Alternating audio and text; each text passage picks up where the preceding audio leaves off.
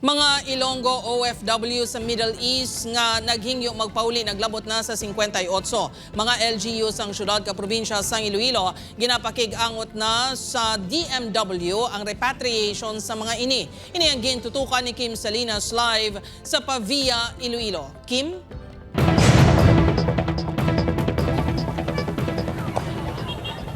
Jared pulo na kadlaw sang nagumpisa ang gyera sa Middle East kagpaday naman ang pagsaka sang numero sang Ilonggo OFWs nga luyag magpauli sa Pilipinas.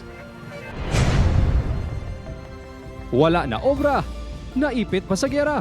Inisa karon ang sitwasyon sang 40 anyos nga si Mark Anthony de los Reyes, isa ka Ilonggo OFW sa Jeddah, Saudi Arabia. Tumandok kini sang barangay Zamora Milieza sa Iloilo City proper.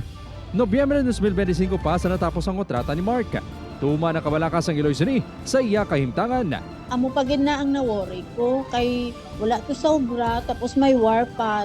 Ano na lang abi ang iya nga ang sitwasyon, sir.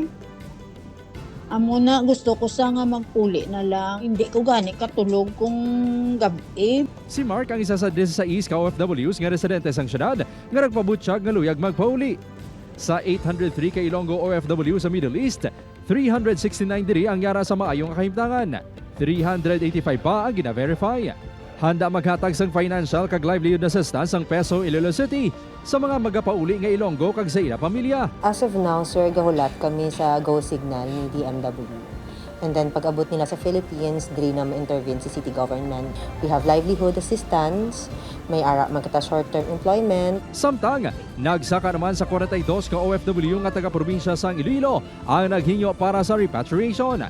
Masobra 2,000 na ka mga Ilonggo ang namonitor sang Peso Iloilo Province sa Middle East. Kung ma-repatriate na, makamato na mga inisang tag 10,000 pesos nga financial assistance.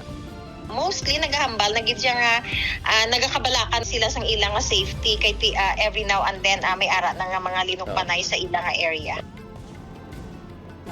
Jared, halos 200 ka Ilonggo OFW sa Middle East ang residente sa Pavia, Iloilo. Samtang ginaproseso ang repatriation padayon kag sige-sige ang komunikasyon sang Peso sa mga Ilonggo OFWs. Jared? Madam Mugid, salamat sa update. Kim Salinas.